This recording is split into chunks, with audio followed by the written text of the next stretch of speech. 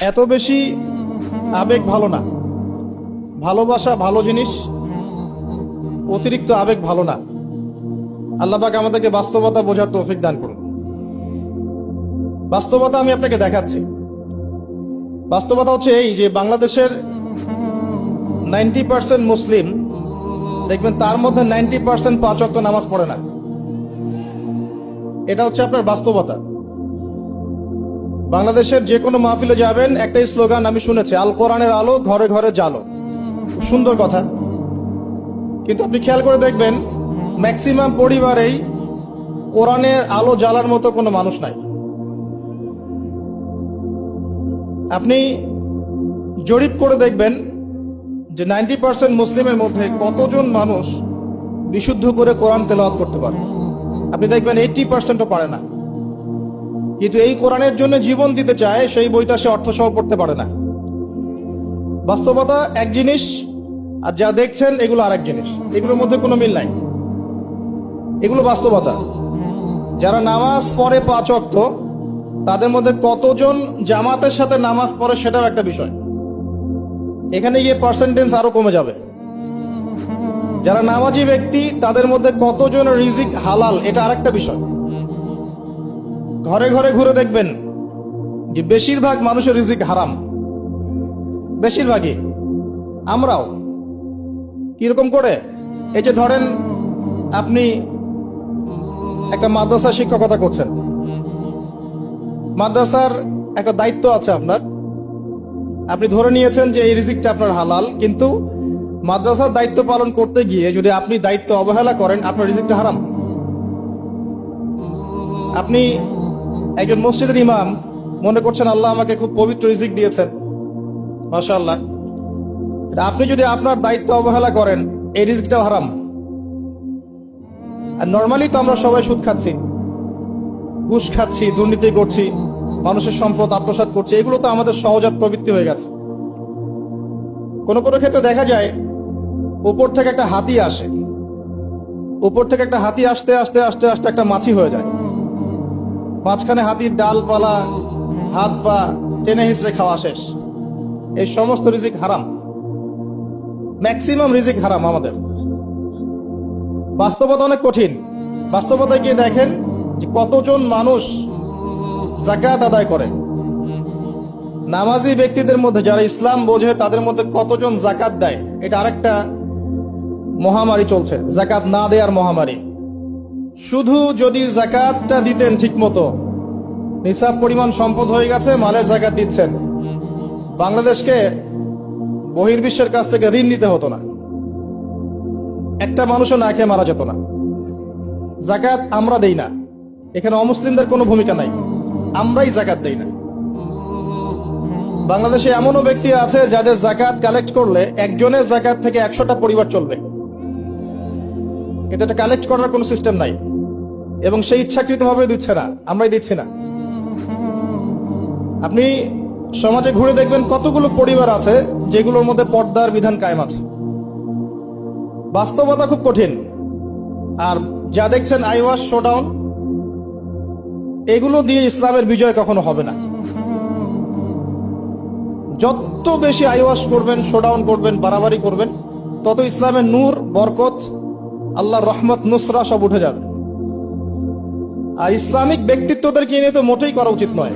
কারণ রিয়া বা অহংকার বলে একটা কথা আছে, যার কলবের মধ্যে যাররা পরিমাণ অহংকার থাকবে, এই ব্যক্তি জান্নাতে যাবে না। অহংকার মুক্ত থাকতে চায় আলেম ওলামা শ্রেণীর মানুষ, কিন্তু তাদেরকে নিয়ে মানুষের অতিরিক্ত বাড়াবাড়ির কারণে মনের মধ্যে অনেক সময় রিয়া, অহংকার চলে আসতে পারে। এর ফলে সেই ব্যক্তিও জাহান্নামের খোরাক হচ্ছে, বলে নাউজুবিল্লাহ। সূক্ষ্মতা আমি আপনাকে বুঝাচ্ছি। রাসূলুল্লাহ সাল্লাল্লাহু আলাইহি ওয়াসাল্লাম বলেছেন, অন্ধকার রাতে কালো পাথরের উপরে কালো পিঁপড়া হেঁটে গেলে যেমন টের পাওয়া যায় না, আমি আবার বলছি, অন্ধকার রাতে কালো পাথরের উপরে কালো পিঁপড়া হেঁটে গেলে যেমন দেখা যায় না, এভাবেই মনের মধ্যে অহংকার, রিয়া চলে আসতে পারে। যদি আসে, আমার জন্য জান্নাত হারাম, নাউজুবিল্লাহ। দ্বীন ইসলামের বেসিক জিনিসগুলো নিয়ে কাজ করে। আমি আপনাকে বেসিক জিনিস বোঝাচ্ছি।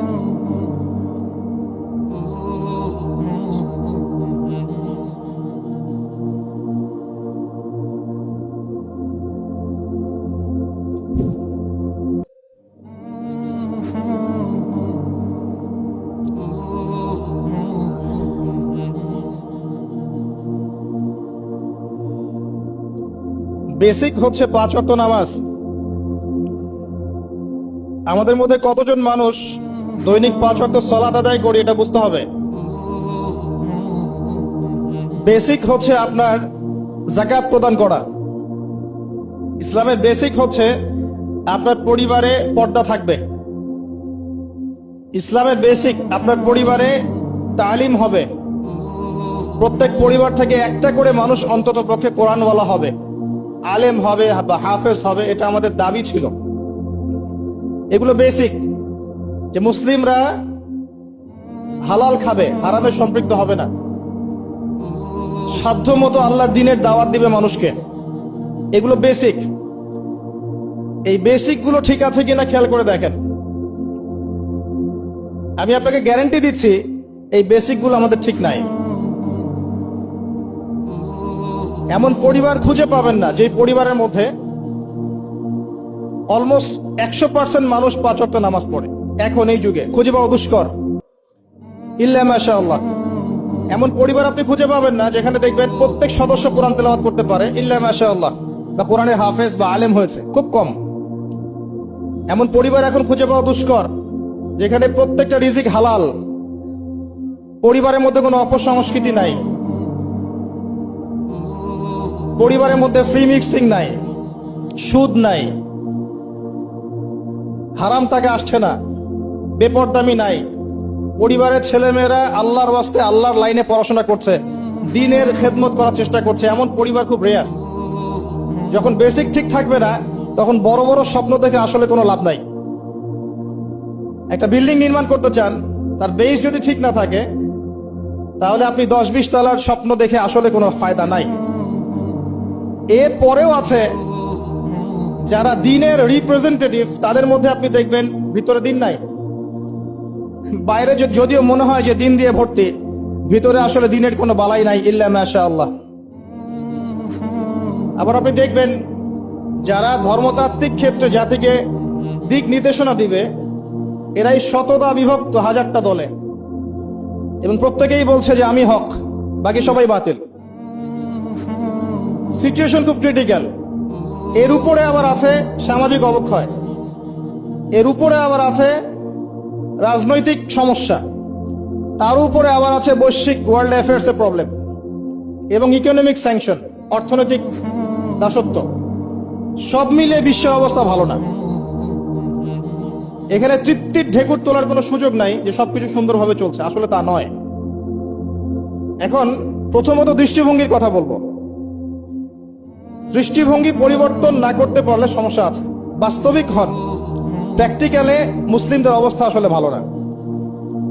এবং পুরো বিষয়ের রিয়েলিটি বুঝতে হলে আপনাকে খিদির আলাইহিস সালাম হতে হবে। এই ব্যক্তি আবার কে? খিদির আলাইহিস সালামকে পাবেন কোথায়? কোথায় আছে? সূরা কাহফে আছে। নবী মুসা আলাইহিস সালাম প্রশ্ন করছেন, নৌকাটা কেন ফুটা করলেন? নবী মুসা আলাইহিস সালাম প্রশ্ন করছেন, এই বাচ্চাটাকে কেন হত্যা করলেন? নবী মুসা আলাইহিস সালাম প্রশ্ন করছেন, দেয়ালটা কেন নির্মাণ করলেন? মুসা আলাইহিস সালাম বাইরের চোখ দিয়ে দেখছেন, তিনি ভিতরের কথা বুঝতে পারছেন না। কিন্তু খিদির আলাইহিস সালাম আল্লাহর নূর দিয়ে দেখছেন, তাই তিনি দূরদর্শিতার সাথে দেখতে পাচ্ছেন প্রতিটা ঘটনার পিছনের কারণ কি। যদি নৌকা ফুটা না করতেন তাহলে জলদস্যু নিয়ে যেত। যদি বাচ্চাটাকে হত্যা না করতেন, এই বাচ্চা বড় হয়ে অনেক বড় কাফের হতো। যদি এই দেয়াল নির্মাণ না করতেন, এই দেয়ালের নিচে রাখা সঞ্চিত সম্পদ এতিম বালকরা পেত না। ঘটনা কি পড়েছেন কখনো? এই ঘটনা কারা কারা পড়েছেন? হাত তোলেন দেখি। এই হচ্ছে বাস্তবতা, হাত নামান। এই ঘটনাটা একটা আপনাকে এপিস্টিমোলজি দিবে। এপিস্টিমোলজি মানে হচ্ছে জ্ঞানতাত্ত্বিক দর্শন। এটা একটা ফিলোসফিক্যাল থট, জ্ঞানতাত্ত্বিক দর্শন, এপিস্টিমোলজি, জ্ঞান তত্ত্ব। মুসা আলাইহিস সালাম বাইরের চোখ দিয়ে দেখছেন। এখনকার পুরো বিশ্বের এডুকেশনাল ফিলোসফিটা এরকমই, সবাই বাইরের চোখ দিয়ে দেখতে চায়। কিন্তু খিদির আলাইহিস সালাম ভিতরের চোখ দিয়ে দেখতেন।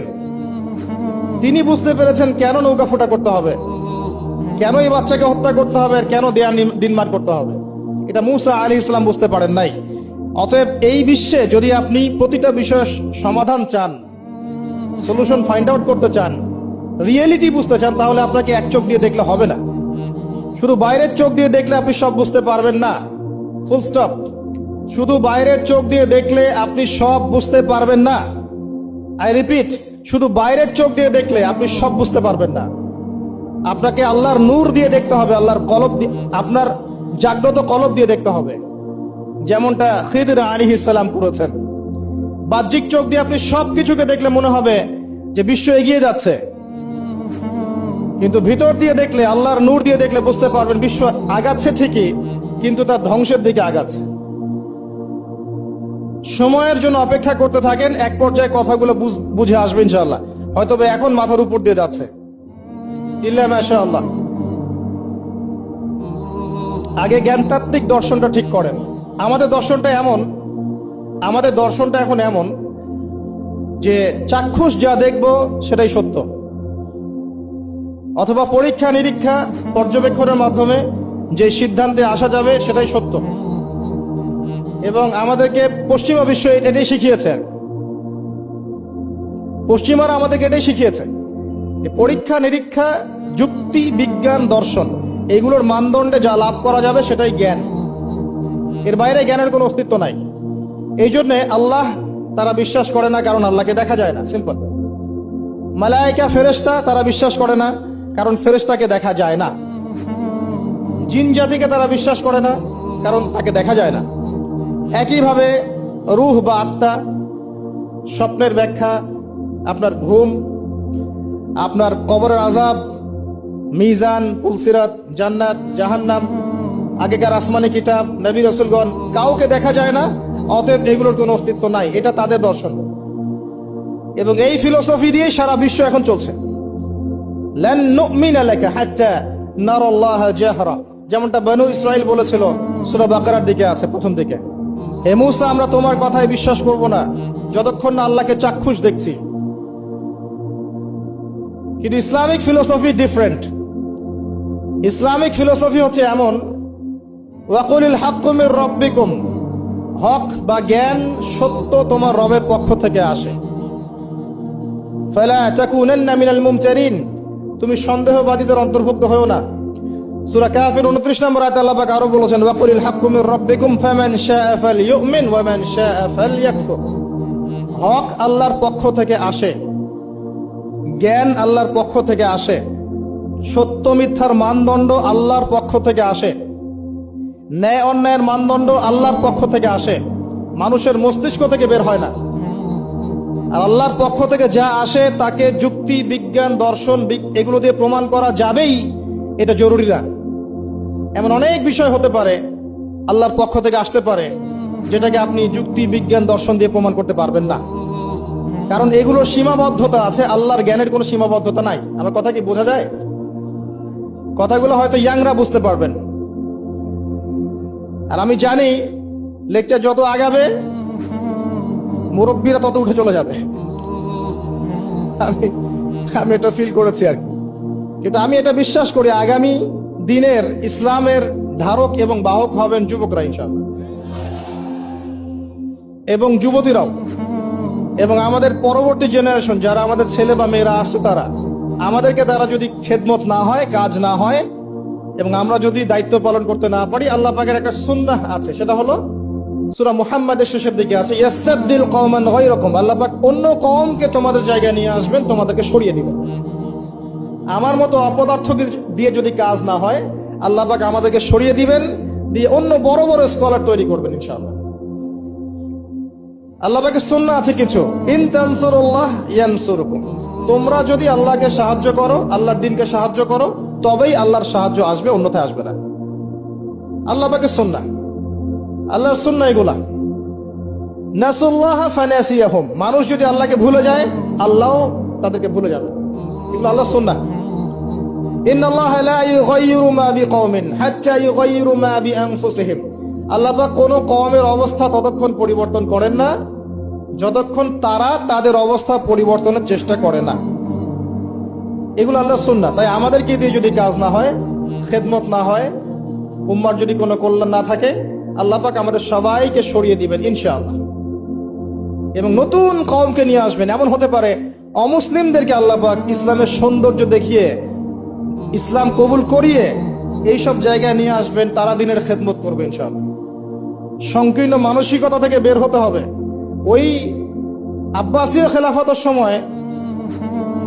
খেলাফতের সময় যখন মঙ্গোলিয়ানরা আক্রমণ করেছিল বাগদাদকে, এই জায়গাটা ভালো করে বোঝেন, যখন মঙ্গোলিয়ানরা আক্রমণ করেছে বাগদাদকে, তখনও কিছু মানুষ বসে বসে ঝগড়া করছিল, বাহাস করছিল যে কাকড়া খাওয়া হালাল না হারাম। আমার কথা বুঝতে পারেন? কাকড়া খাওয়া হালাল না হারাম এটা নিয়ে বাহাস করছিল। অলরেডি মঙ্গোলিয়ানরা হামলা করে দিয়েছে। পুরো বৈশ্বিক প্রেক্ষাপটে আমরা এখন সেটাই করছি।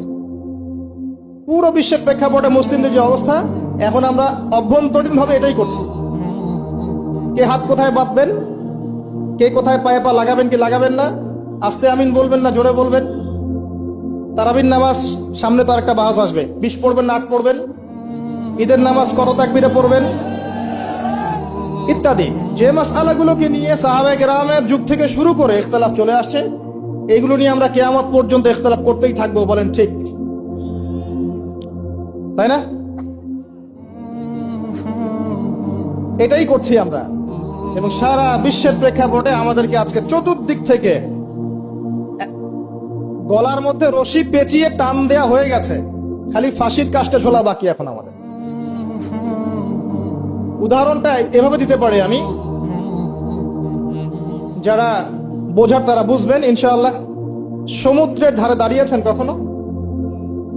অনেকে দাঁড়িয়েছেন, ওখানে কিছু চোরাবালি থাকে, আছে চোরাবালি আছে। এই চোরাবালিতে কেউ যদি ডুবে যায়, দেখা যায় যে আস্তে আস্তে তার হাঁটু, তারপরে তার কোমর, তারপর বুক আস্তে আস্তে ডুবতে থাকে। আমাদের অবস্থাটা এখন এমন হয়েছে যে প্রথমে আমাদের উম্মাহ, এই দেহটা একটা চোরাবালিতে পড়েছিল, পরে তার প্রথমত টাকনু পর্যন্ত ডুবেছে। সে হাত পা ছোড়াছড়ি করছে, আমাকে বাঁচাও, আমাকে উঠাও। চারপাশে উম্মার অনুসারী মানুষরা ছিলেন, তারা বলছে নড়াচড়া করবেন না, নড়াচড়া করবেন না, নড়াচড়া করলে আরো ডুবে যাবেন, ওইভাবে থাকেন। উম্মাহ বেচারা এভাবেই ছিল। তারপর আস্তে আস্তে আস্তে আস্তে তার হাঁটু পর্যন্ত ডুবে গেল। সে অস্থির হয়ে ছটফট করছে, আমাকে বের করো, আমাকে বের করো, আমি ডুবে যাচ্ছি।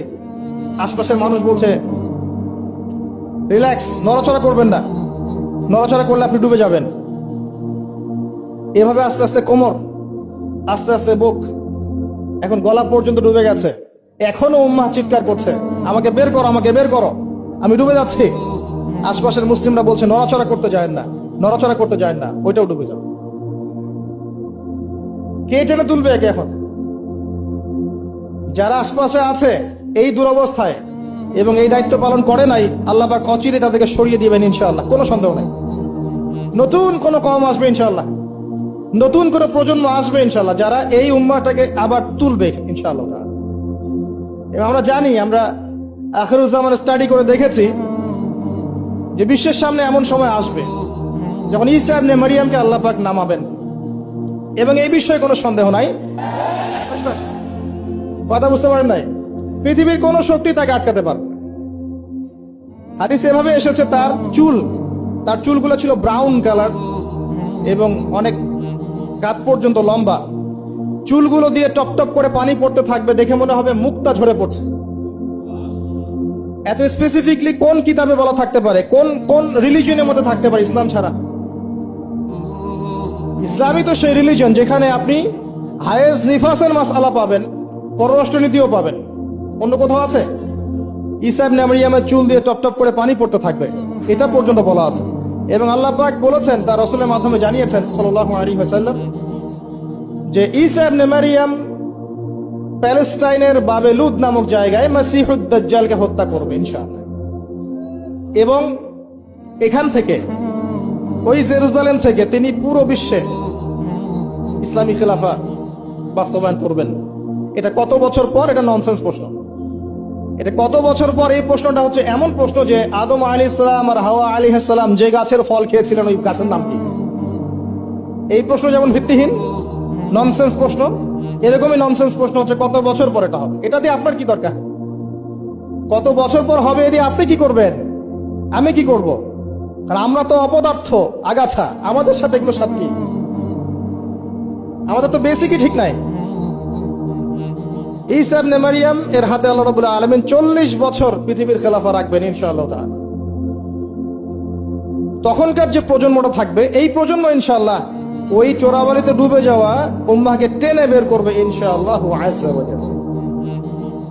এখন সময়ের অপেক্ষা করে বসে থাকার জন্য আপনাকে পাঠানো হয়নি, আমাকে পাঠানো হয়নি। আল্লাহ পাক কিছু দায়িত্ব দিয়েছেন। প্রথমটা বলছিলাম আপনাকে জ্ঞান অর্জন করতে হবে, এবং জ্ঞান অর্জনের প্রথম ধাপ হচ্ছে আল কোরআন। যে সেক্টরই পড়াশোনা করেন, তারপরে আপনি আসবেন আরবি ভাষা সাহিত্যে, এরপরে আসবেন তাফসিরে, অনুবাদে, এরপরে হাদিসের কিতাবগুলো পড়বেন। এবং লাভ দিয়ে কঠিন হাদিস পড়তে যাবেন না, রিকোয়েস্ট।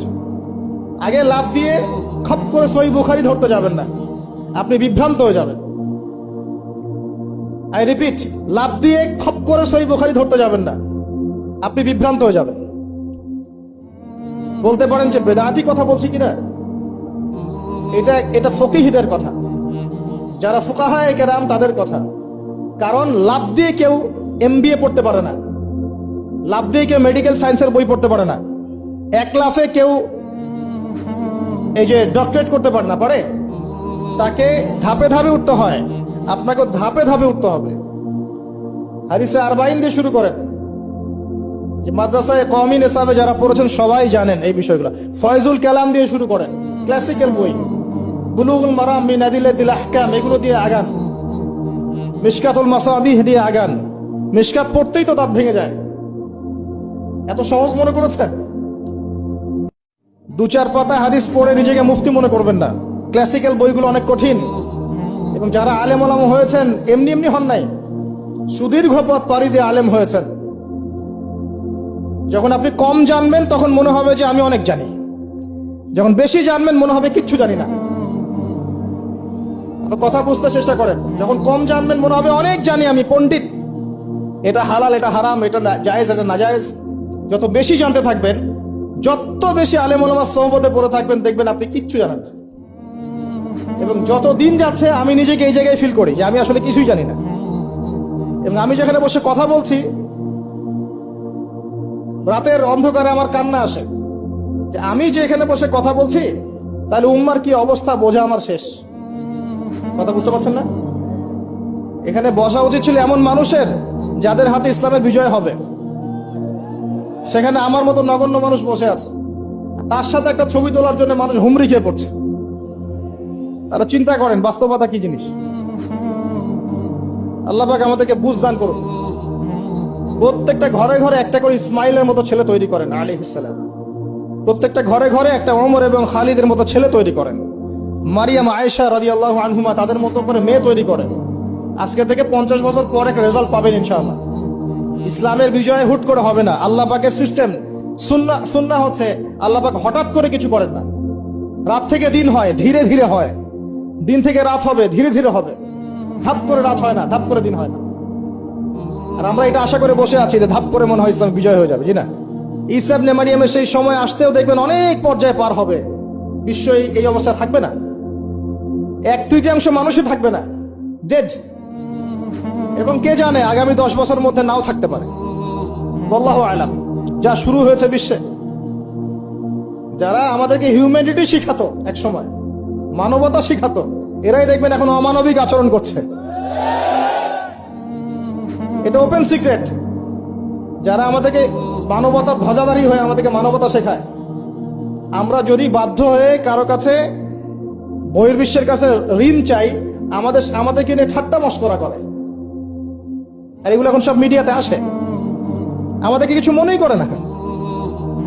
অ্যারোগেন্ট জাতি এই পশ্চিমারা। আল্লাহ পাক এমন কলিউশন লাগিয়ে দিবেন যে ওরা আপোষে মারামারি করে শেষ হয়ে যাবে, দেখে নিয়ে। আল্লাহ পাক এমন কলুশন লাগিয়ে দিবে যে পুরো ওই জায়গাটা ধসে যাবে। পৃথিবীর 3টা বড় বড় ভূমিকম্প বাকি আছে এখনো, তার মধ্যে একটা হবে পশ্চিমা বিশ্বে, আর একটা অবশ্য পূর্ব দিকে যেখানে আমরাও থাকি, আরেকটা হচ্ছে আমাদের আমিরুল মুমিনিনদের দেশে, দুবাই আরব কন্টিনেন্ট। তারা আমাদের এখন আমিরুল মুমিনিন না, অনেক মানুষ তাই মনে করেন যে আরবিতে কথা বললেই আমিরুল মুমিনিন, কাবা ঘর একটু ঘষা মাজা করলেই আমিরুল মুমিনিন। সুবহানাল্লাহ। আপনি এক চোখ দিয়ে দেখেছেন, আপনার ভিতরে চোখ অন্ধ, নাকের ডগায় বসেই, এবং মুসলিমরা মেনেও নিবে সেগুলা, তার সাথে বন্ধুত্ব করে ফেলবে এবং সে ডমিনেট করবে পুরো আরব বিশ্বকে। চ্যালেঞ্জ করলাম, দেখে নিন ইনশাআল্লাহ তাআলা। আপনি এখন অন্ধ। ইমামুল মাহদি যখন আসবে তখন দেখবেন তার উপরেই চাপ সৃষ্টি করা হবে। ইমামুল মাহদিকে নিঃসন্দেহে সন্ত্রাসী বলা হবে যদি ওই সময় মিডিয়াগুলো থাকে,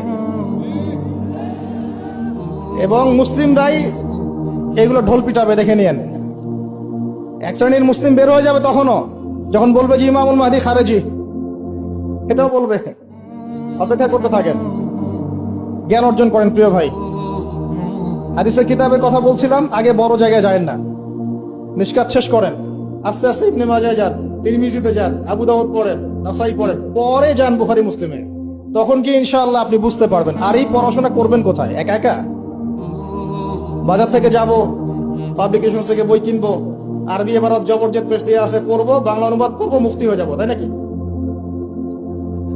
শুকরান। কে বলেছেন কথাটা? শুকরান। ওস্তাদ লাগবে, ওস্তাদ লাগবে, ওস্তাদ। আর ওস্তাদ খুঁজতে গিয়ে সাম্প্রদায়িক হয় না যে আমি এই মাযহাব ফলো করি, এই মাযহাবের বাইরে কোন ওস্তাদ নিব না, আমি এই দল করি, এই দলের বাইরে কোন ওস্তাদ নিব না। তখন কি হবে? আপনি দলীয় সাম্প্রদায়িকতায় চলে যাবেন। আপনিও তখন মুকাল্লিদ হবেন। মানুষকে মুকাল্লিদ বলছেন, আপনি নিজেও তো মুকাল্লিদ। একজন আলেম বই লিখেছেন, ধরেন আমার হাতে একটা বই আছে, নামাজ শিক্ষার বই, কথায় কথা। তো এখন এই বইটার মধ্যে তিনি কিছু দলিল দিয়েছেন, রেফারেন্স দিয়েছেন, নামাজকে সাবিত করেছেন, আপনি এখন সেটা ফলো করছেন। হাদিসের নাম্বারগুলো দেওয়া আছে, আপনি ফলো করছেন। ফলো করে বলছেন আমি গায়রে মুকাল্লিদ, তোমরা সবাই মুকাল্লিদ। এই যে বইটা তিনি লিখলেন, আপনি তো লেখককে ফলো করছেন, লেখক যা লিখেছেন তাই ফলো করছেন। অবশ্যই আপনিও তার মাযহাব মেনেছেন, তার মতকে মানেন নাই? মেনেছেন। নাকি আপনি প্রত্যেকটা হাদিসকে যাচাই বাছাই করে দেখেছেন কোনটা সহিহ কোনটা জয়ীফ? দেখেছেন? তাহলে আপনি তার মত মেনেছেন, আর মত তো মানতেই হচ্ছে। এই মতটুকু না মানলে তো আমি দিন বুঝতেই পারবো না। পারবো? আমরা কি সবাই স্কলার, মুস্তাহিদ? আমরা কি সবাই ইস্তেহাদ করার যোগ্যতা রাখি? তাহলে নিঃসন্দেহে এমন মানুষের কাছে যেতেই হবে যিনি ইস্তেহাদ করার যোগ্যতা রাখেন। তিনি যখন গবেষণা করে একটা ফতোয়া দিবেন, আমি সেই ফতোয়াটাকে সর্বোচ্চ আমার সাধ্যমতো মেলানোর চেষ্টা করতে পারি এবং অন্যান্য আলেমদের কাছে শরণাপন্ন হতে পারি যে আপনারা এটার ব্যাপারে কি মত দিচ্ছেন। কিন্তু আমাকে তো সাধারণ মানুষ হিসেবে আলেম ওলামার কাছে যেতেই হচ্ছে এবং মাযহাব মানতেই হচ্ছে।